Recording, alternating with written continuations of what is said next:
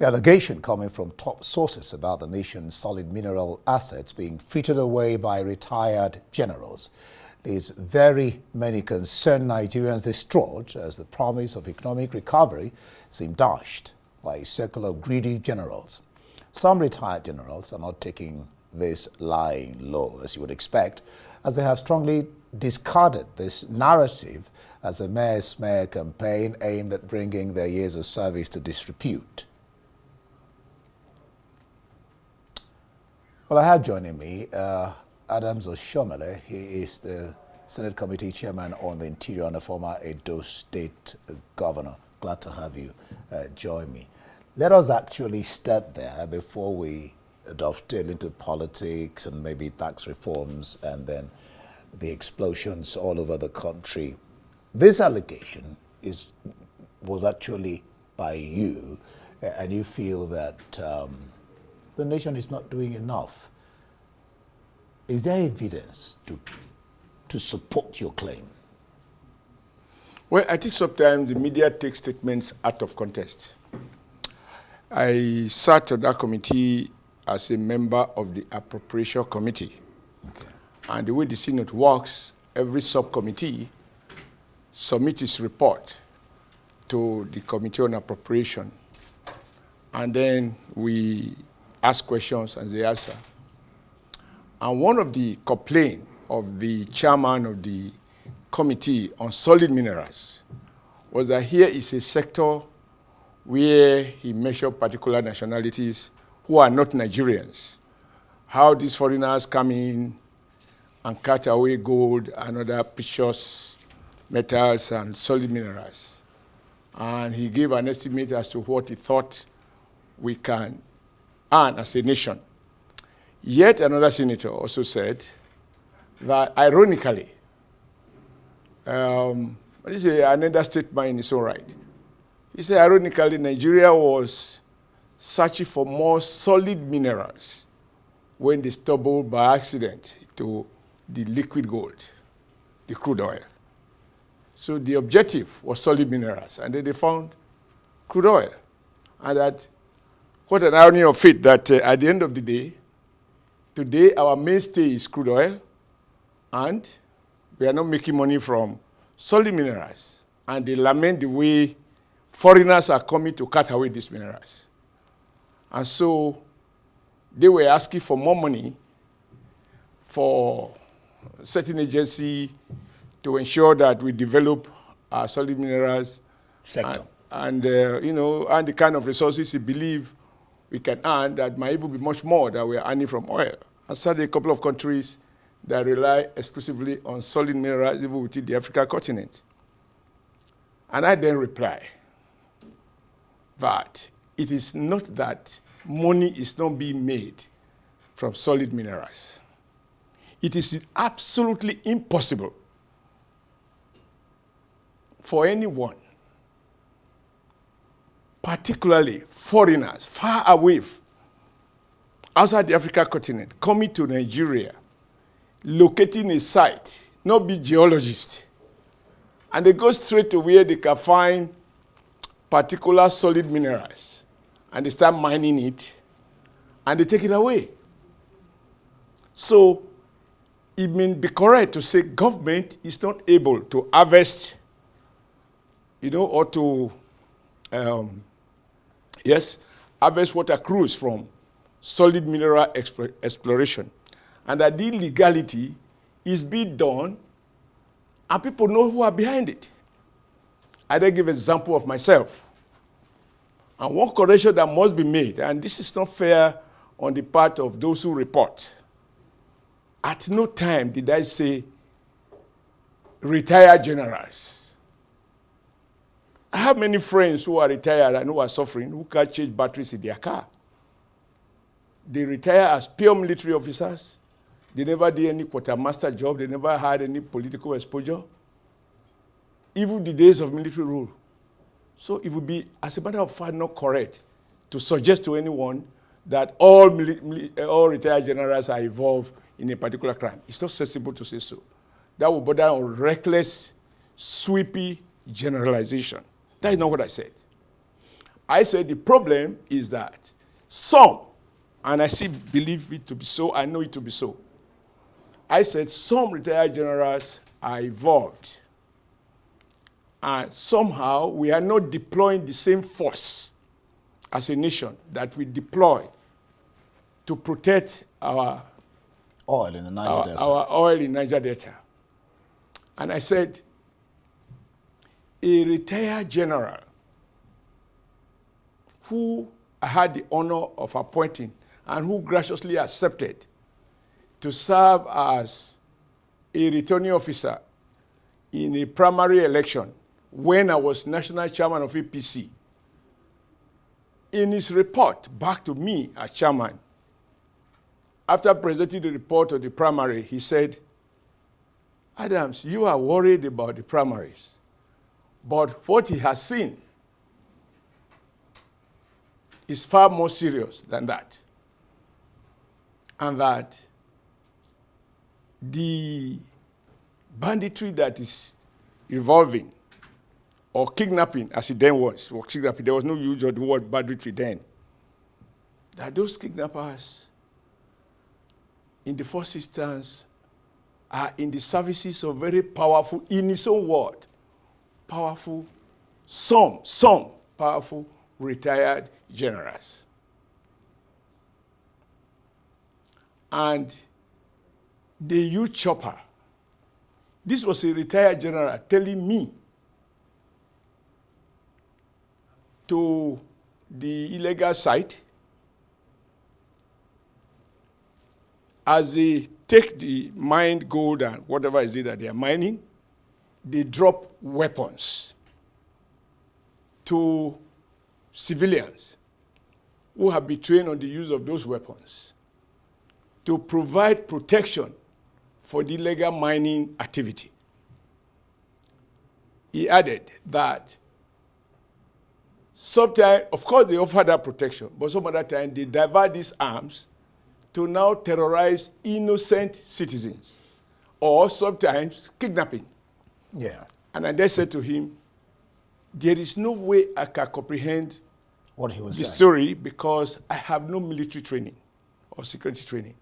And I pleaded with him to do a summary, not more than 2, maximum 3 pages, that I will submit as chairman of the ruling party at that time. I will submit to the president, who incidentally is a retired general before becoming the president of Nigeria. So he will understand the issues clearer, and advise him, put your phone number so that the president can call you if he so wish, and you can give him this detailed security dimension. Because he warned me that if that thing is not checkmated, what is happening in the Northeast will be a child's play. And he told me this gold run from that area all the way to Kaduna, all the way to the southwest, by the way, up to Oshiomhole State and elsewhere. I also know in my part of the state, there are solid minerals. So what did the president and so on. And so I took this letter, as I promised him, because I saw a patriotic officer, though retired, but not tired of his loyalty to Nigeria is not weakened. And I gave it to the then president, Buhari, and I said so. And I said, sir, go through it. It is self-explanatory. My advice, I can only advise the president. My advice is that you can call him and he can give you more graphic details of what he saw and what he knows, and his fears about what will happen if this is not nip in the bud. And so I said, when we lament, as the committee was doing, that we are not exploiting our solid, that is not true. It is being exploited, but it's being done on a large scale illegally. Yeah, no, I stand by that. Good. I know it to be the truth, because the general has no business flattering me. Good. And I also know that at some other level, there are pockets of everybody talking about sub-nationalities coming to do illegal mining. They are cutting away this kind of. Can you, just like I argued when I was in the NSC, when NPC used to talk about smuggling, and I said, something of such volume, how can it be smuggled out and nobody sees it? Yeah. So you can't have that scale of illegal activity right? Without men and women of power And providing resources. cover. Yeah. No, but And resources. what And I said in that state statement in the Senate, I said, can you imagine who can afford a chopper? And it's not every chopper that can carry out that kind of activity. It cannot be a civilian chopper. A chopper that can go irregularly to carry arms, drop, mine the item, whether they are gold, take them out to a location where they prepare them, and they pass through our borders. Yeah, but what you have said, Senator, is not different from what was reported. No, no. Some generals. What I don't like is the word, is the attempt, like when I heard you here saying, retired generals. That's No, not fair. some. We're talking about some. Yeah, that's the correct word. I mean, yeah, some generals. But also, this is not to limit it to some generals. to some generals. Well, fine, but the point. Perhaps the more appropriate word, because I limited to it because of what that general told me. Yeah. And I understand. He mentioned to me that some retired generals, very powerful people were connected, were involved in it. Yeah. But I also believe that there are other known generals There will be. who are powerful, who are also providing Engaged. cover Yes. for these foreigners. I mean, let me ask you, you think it's so possible No. for something that is so widespread to be taking place, and that's why you everybody raised, lament it, and except those who should deal with it? And that's why you raised the issue. That's right. Currently, I mean, you talked about the former president. We're not talking about. Yeah, I was being specific because I did. Yeah. On oath, I can swear I did. I know we call it Baba Mengeskia. Yeah, but when you he knows I gave it to him. Yeah, but when you talked about the fact that when you discussed this issue, weren't you talking about the current president or the current executive or president not doing what was done in the Niger Delta by employing military might, to handle this situation? Even if you can't get the generals, I mean, you're not mentioning names. One would ask you why names not being mentioned, for example. But even if you can't, Nigeria can get to these some generals or some those resource people, yes. Yeah. Why can't the nation get to the foreigners you are discussing about and probably arrest them or stop them from doing this? Now, what I can say is this: there is no need to talk about the present government. If there is a disease that has been there, and I spoke to that disease, and I spoke to the time I became aware of the disease, and I went on to name or describe my source of information and the step I took as a Nigerian to see if the then power can deal with it. Of course, until it is dealt with. My point is, I did not come to Abuja to lament. Yeah. I came to the Senate to listen, to hear cries, to hear stories, and to act on them. And in acting, that's exactly what we did on the floor of the Senate. To say, we have to find courage. If you know, the story is edited. We withdraw Mr. President's attention to this scale of abuse, this scale of looting of Nigeria solid minerals by foreigners or even by Nigerians themselves. So, and that is what it should be. Every day we sit in the Senate, particularly in the primary, we pass motions urging government, not necessarily because he started the problem, not necessarily because he's not doing something about the matter, but that we want more action. That is why I went on to emphasize. I'm aware, for example. Don't forget, is the same APC government, and government is a continuum. Now, this is the problem you have. Does it matter the color of the government? No. What I'm saying, government doesn't matter. That's what I just said. Government is a continuum. That's right. Now, this government, I'm aware, I think the current Minister of Solid Minerals has taken steps to recruit what they call marshals, to deal with these, some of these illegal miners. That for me is a wonderful initiative. It is to acknowledge that something illegal is going on and it cannot be allowed. And one must also commend you that you raised the issue. Before the it was good that you raised the issue. But because that's what you're there to do as a senator. Yeah, but beyond this commendation, let me finish the totality of my statement. I said, I appreciate that initiative, that somebody in the ministry. The president has appointed a minister, and the minister is concerned that we can't be here and people are cutting away our natural endowment. Yes. And he has set up some marshals, etc., which is probably what is within his control. But I said, I would like to see government deploying the same amount of force in protecting our solid minerals and dealing with those who are involved in illegal mining, just like illegal bunkering, with the same force of JTF, Joint Military Command, to deal with anyone involved.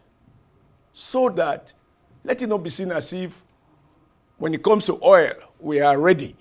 Because you are touching our vein.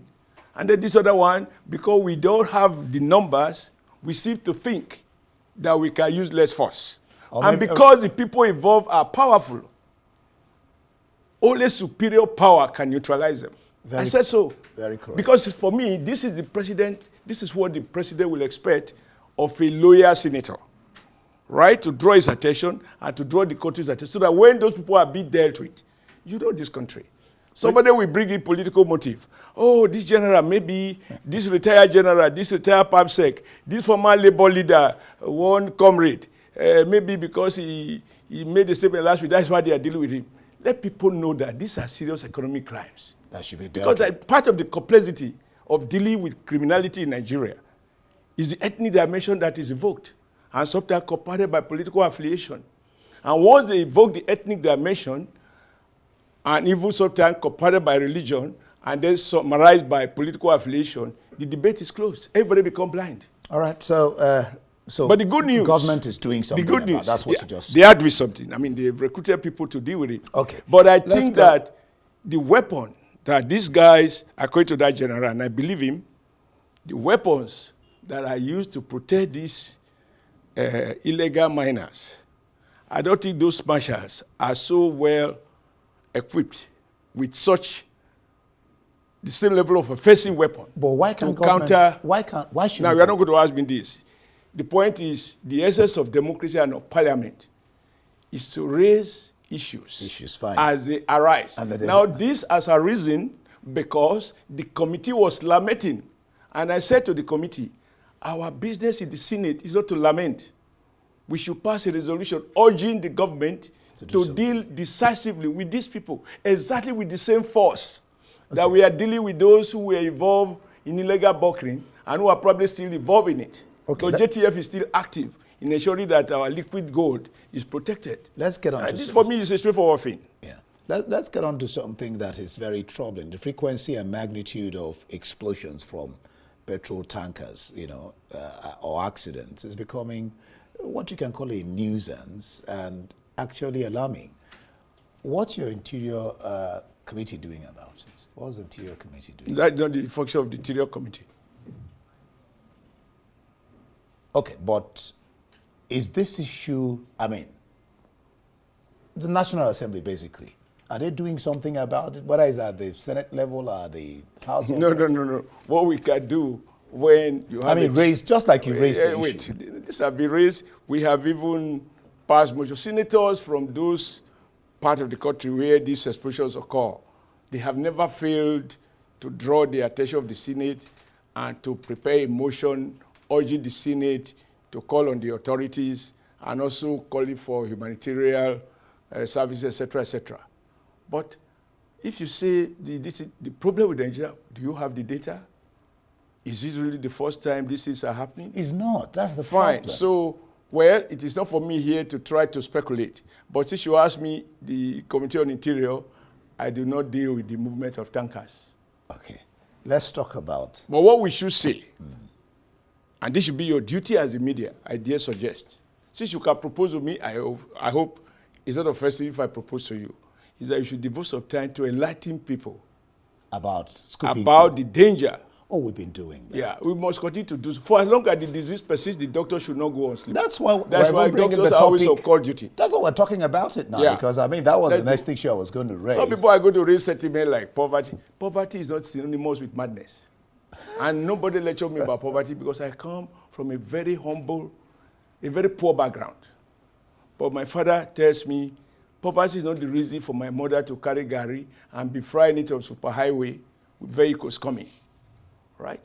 And so with, like you said, with the amount of people, the number of people who have been killed or who have died, it's enough lesson for people to abstain. But somehow, I read the story just yesterday or so in one of the papers, that some people were trying to attack police or some other people who were trying to prevent them from going to school or from in spite of recent happenings. So we must keep educating until everybody become aware that of the dangers. This thing is really, really life-threatening. And not just educating, I mean... Even sanction. I mean, sanction. And then even in other crimes, transporting fuel or inflammable materials via road. I mean, it's quite dangerous.